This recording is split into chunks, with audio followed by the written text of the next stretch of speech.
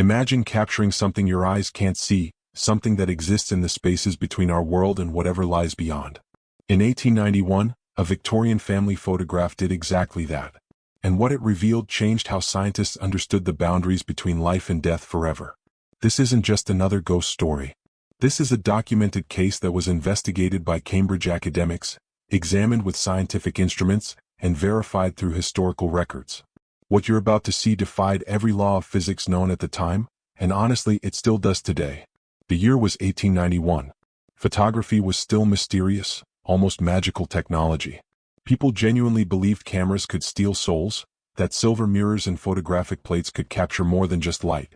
They weren't entirely wrong. Our story begins in a Victorian mansion outside London where the Ashworth family hired photographer Harrison for a simple family portrait. Standard practice for wealthy families documenting their lineage. But this portrait would become anything but standard. Harrison was using the wet collodion process, the dominant photographic technique of 1891.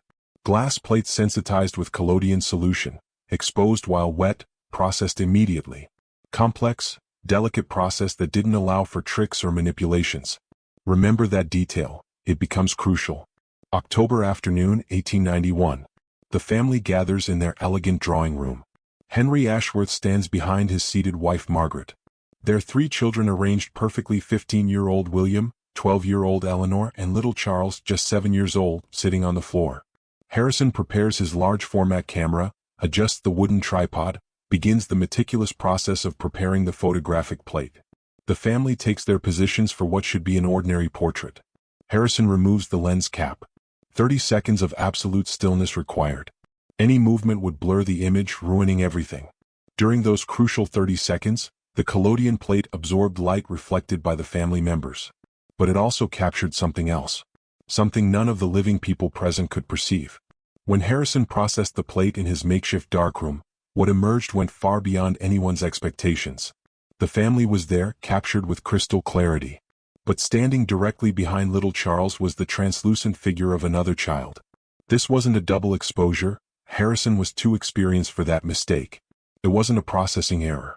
The figure had specific details, distinct facial features, clearly defined period clothing. As if a 6th person had been present throughout the session, invisible to human eyes but not to the photographic plate.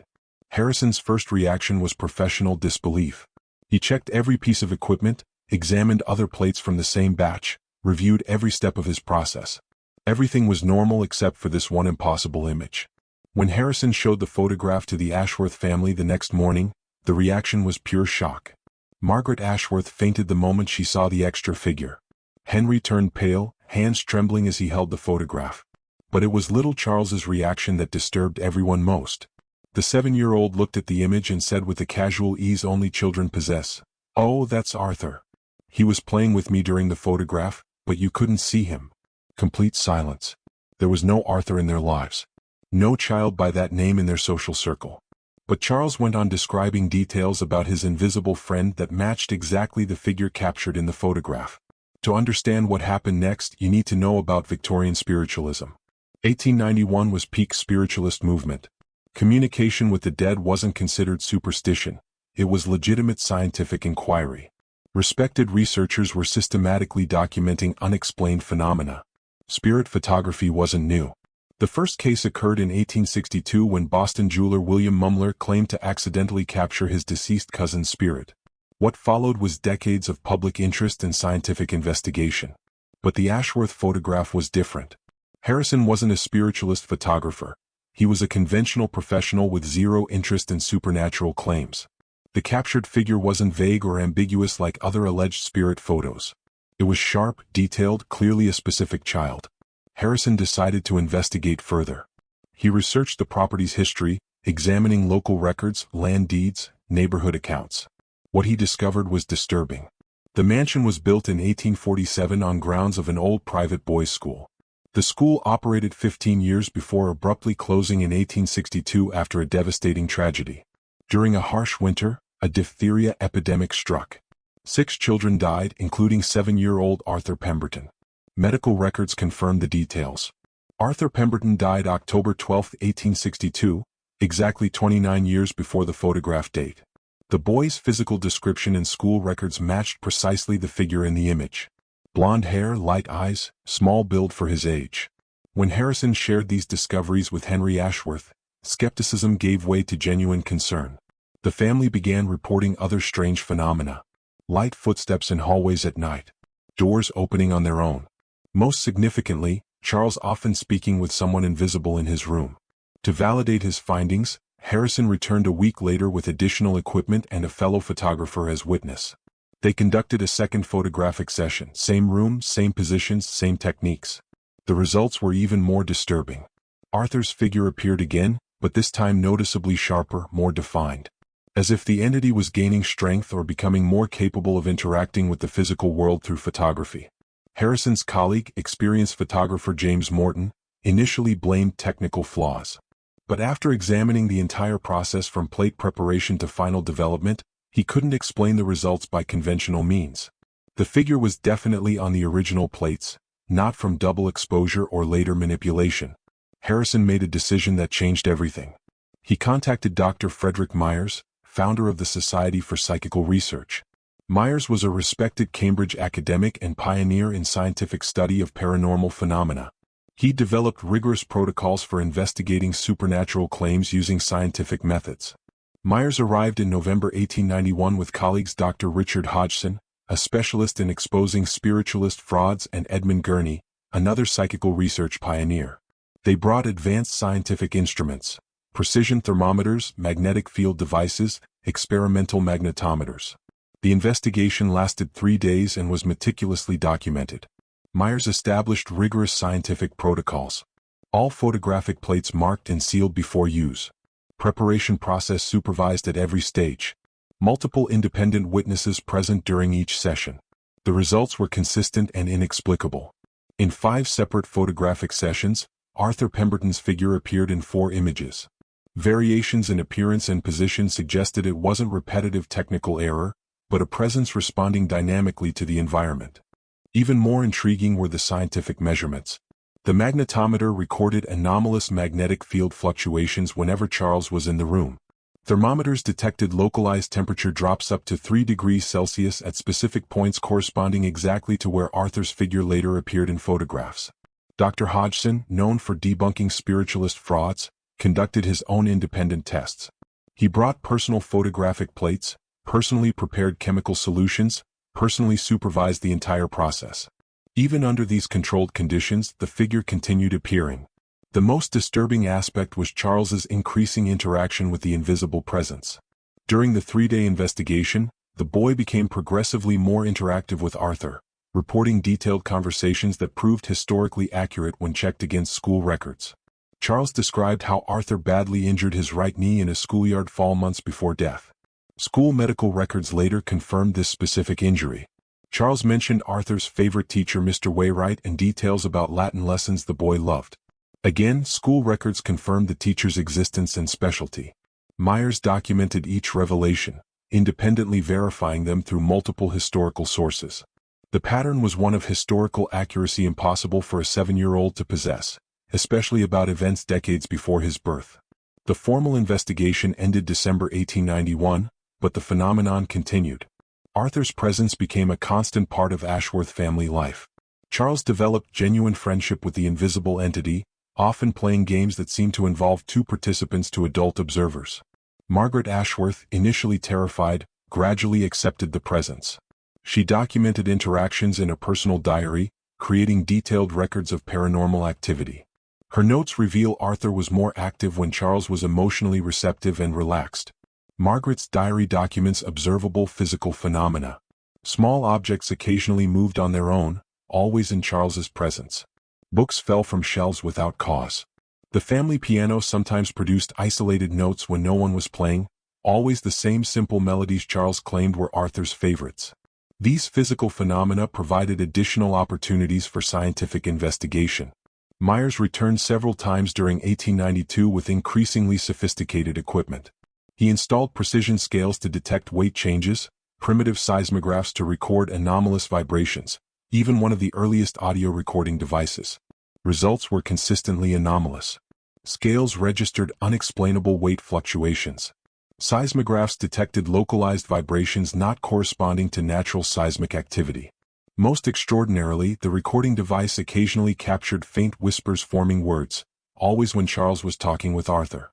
Acoustic analysis of recorded whispers, primitive by modern standards but advanced for the era, suggested they were produced by a child's vocal cords. Linguistic analysis revealed speech patterns and vocabulary consistent with middle-upper-class child education from the early 1860s. Harrison continued independent investigations, researching other historical cases of spirit photography. He discovered a surprisingly extensive network of similar cases, many documented but not properly investigated. Harrison identified at least 12 other cases between 1860 and 1890 where photographs captured inexplicable figures later proven to correspond to deceased individuals with specific historical connections to photographed locations. In each case, figures appeared sharper when living children were present during sessions. This led Harrison to develop a preliminary theory. He proposed certain children might possess natural sensitivity to spiritual presences, and this sensitivity somehow amplified photographic plate's ability to capture these presences. To test his theory, Harrison conducted experimental sessions with other families reporting paranormal activity. Working with informed consent under scientific supervision, he documented over 30 cases where photographs captured inexplicable figures in sensitive children's presence. Not all experiments succeeded, but the success rate, approximately 60%, was statistically significant enough to rule out chance. Successful cases always followed the same patterns: sharp, historically verifiable figures appearing in connection with specific locations and particular children. Meanwhile, the Ashworth Mansion situation stabilized into paranormal normalcy. Arthur essentially became an invisible family member, his presence accepted and appreciated. Charles grew up with this supernatural companion, developing intuitive understanding of interaction limits between worlds. Interestingly, as Charles matured, his ability to interact with Arthur began diminishing. Around age 10, physical manifestations became less frequent. Conversations grew sporadic. Photographs occasionally still captured Arthur's figure, but with less clarity. This age-related change supported Harrison's childhood sensitivity theory. The ability to bridge between worlds seemed a childhood feature that naturally diminished with developing adult rationality. Children possessed natural openness to the impossible that education and experience gradually closed. Myers carefully documented this transition, seeing opportunity to better understand the phenomenon's nature. His observations suggested spiritual interaction wasn't presence or absence, but a spectrum of abilities varying with psychological, emotional, and developmental factors. The formal investigation officially ended 1894, but implications continued reverberating throughout psychical research communities for decades. Myers published findings in academic articles that became foundational texts in emerging parapsychology. Harrison's work gained international recognition. He presented findings at scientific conferences in London, Paris, Vienna. His controlled spirit photography protocols became standard for subsequent investigations, establishing methodological foundations for decades of future research. But perhaps most significant was the investigation's impact on scientific understanding of reality itself. The case forced respected researchers to confront that our perception of the world was fundamentally incomplete. If cameras could capture presences invisible to human eyes, what other dimensions of reality might lie permanently beyond direct perception? The original photograph, known as the Pemberton photograph in psychical research circles, remained with the family for decades. Henry Ashworth eventually saw the image as validation of life's continuity after death. Margaret developed lasting interest in spiritual research, corresponding regularly with Myers and other investigators. Charles Ashworth became a respected lawyer but retained lifelong interest in unexplained phenomena. He often spoke publicly about childhood experiences, providing unique perspective on world interaction. His accounts were notable for consistency over decades and lack of dramatic embellishment. William and Eleanor, Charles's older siblings, had different reactions. William developed scientific skepticism leading to physics career, always searching for material explanations. Eleanor became active parapsychology researcher, dedicating adult life to scientific study of anomalous experiences. Harrison continued photography but never distanced himself from the mystery. He maintained detailed records of similar cases over years, building documentation archives that became one of the most important paranormal photographic evidence collections of the 19th century. His records include over 200 anomalous photographs, each documented with independent witnesses and historical verification of captured figures.